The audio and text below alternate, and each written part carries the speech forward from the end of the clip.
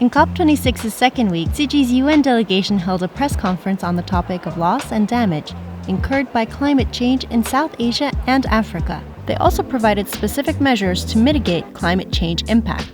When you look at climate change, if we want to reach our climate goals of warming of up to 1.5 degrees, we definitely also need to look at the impacts of land on the climate system.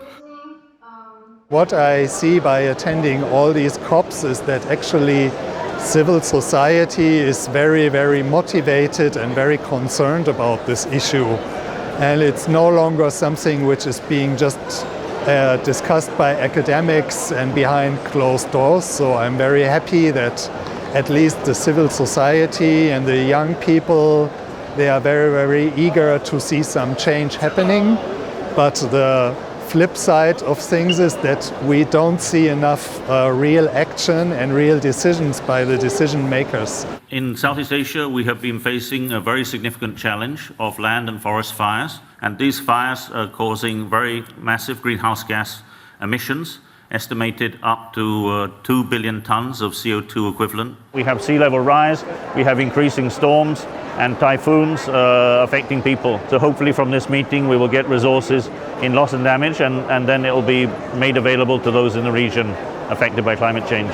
Our policies and strategies must be anticipatory rather than reactionary.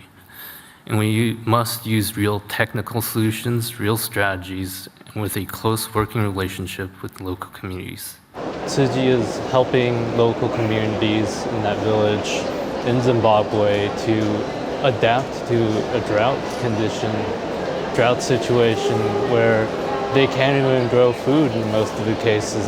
In my opinion, it's just great to see any progress. And progress is not something that you see very often in these kinds of spaces. But any little bit of progress that we see, it's quite an achievement.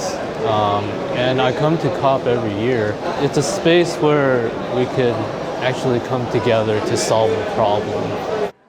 With COP26 rallying global perspectives, delegates from the Vatican too expressed their humanitarian concerns and made calls for solidarity and action.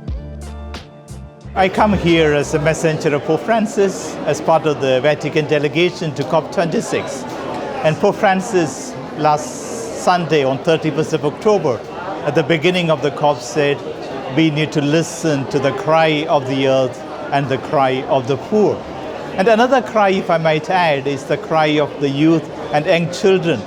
It is time to act together. Now, earth is alive. Earth, what we say, is God's creation. Earth is sacred, and religions need to come together.